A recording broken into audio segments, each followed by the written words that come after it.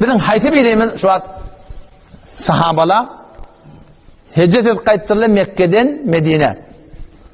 Salman Farsi yalık adamı İran'dan belek, ondan belek ahir Medine. Esir olup parçada peygamber taftır. Menifen Allah'ın yanında muhacir olasımız geliyor, biz muhacir olsak.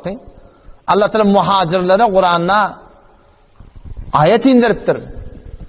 Mümin niyenleri, mümin olasımız geliyor yani Peygamber'den sorarlarlar. Mümin kim?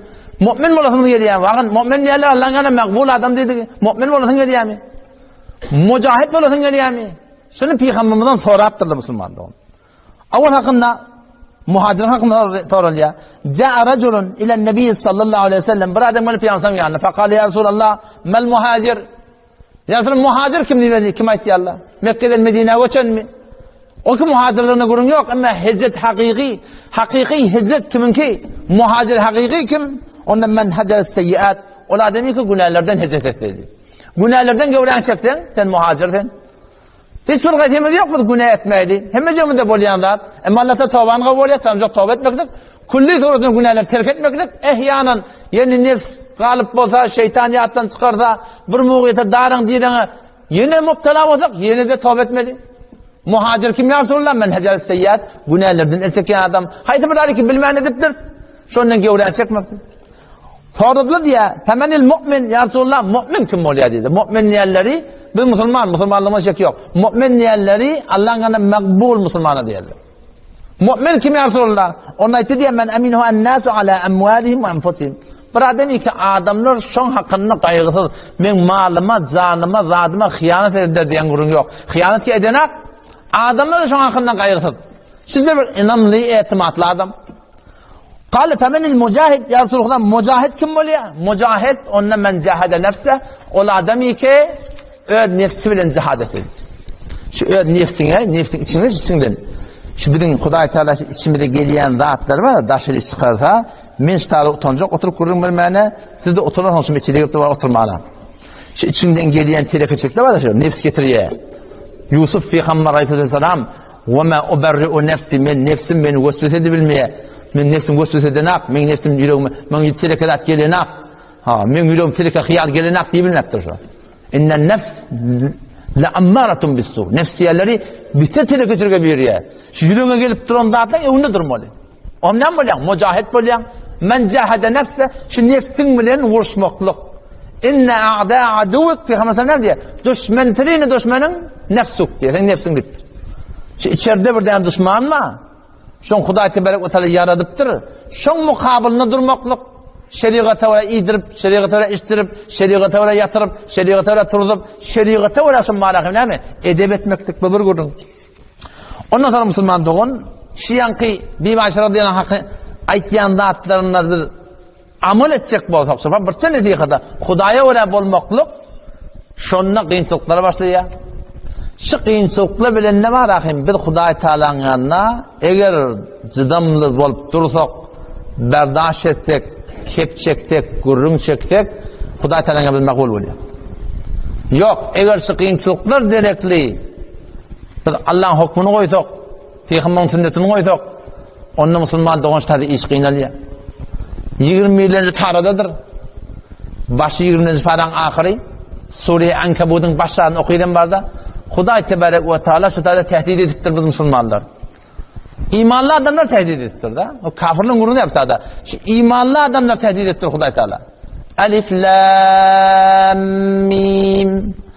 أحسب الناس أن يتركوا أن يقولوا آمنا وهم لا يفتنون ولقد فتنا الذين من قبلهم فليعلمن الله الذين صدقوا وليعلمن الكاذبين. İmanlı adamlar. أحسب الناس آيا adamlar güman ettiler mi? Adamlar şüphenin fikrettiler mi?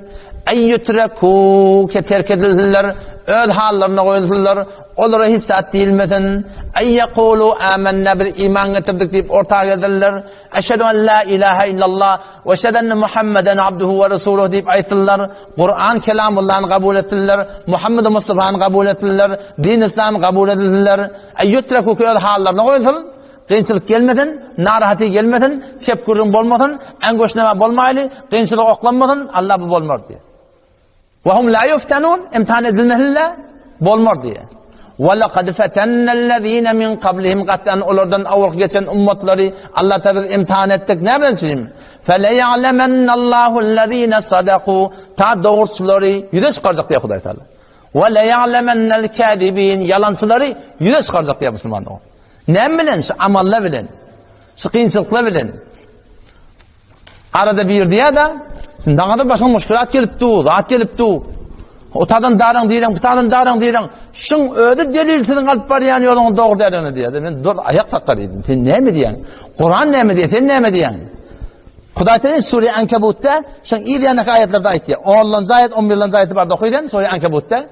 Din yolunda qiyinchilik gelende, narahati gelende bir Huday Teala'nın söymediği de bu ati kanun bir. Ati hevrat zat. Yani yağın Allah'ın rahmeti yağın yağmakaya uça yeli gelip bir todan çang ağrıya değil mi?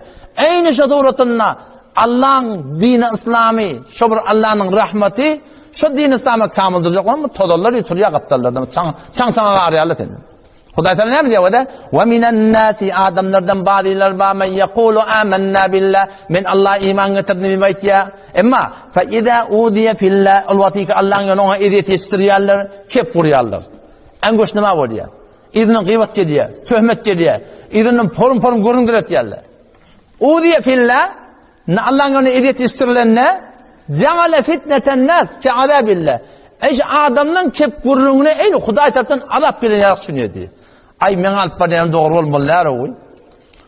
Men bolup bersin uğruyor yok. Bu bir ati zat. Ama wala in jaa nasrun min rabbik. Alp barayam yoluna qavluq kelsa, tüjürük kelsa onda diye. Näme diye aytdı hava? La yaquluna inna ma'akum biz bilen. Narahati gelenne irne dolanayan adamlar. Müşkülat gelenne irne dolanayan adamlar. Engoş nima bolanna irne dolanayan adamlar. Kep kurun bolanna irne dolanayan adamlar. Allah Teala ştada yaman tehdit ediptir. Ve la ya'lemennallahu allazina amanu ve la ya'lemennel munafiqin diptir Allah Teala. Qati kep yani. Tenike diye qiyinchilik ba deb, kep kurun bolya deb, falan bolya deb İyide vurmaklıkın Huday Teala'nın bir Huday Teala'nın gözünden çıkmaklık. Men Huday'dan mehribanına na'udhu billah. Huday Teala sadece münafık deyip duruştadı. O zaman şu daydan qiyinchiliklar derekli İslam'dan vurmaklık, Allah Resulü'nün aydandan vurmaklık Müslümandığın bir hevalamın hatır oklayamaktır. O zaman şu daydan inşallah var ya, eğer şey ihsas bizde olsa şey, ne kadar bir Huday'a uğrayıp olmaklık bir maksat zindegimiz olsa inşallah. Şun bereket inşallah hem de hem ahiretine abat.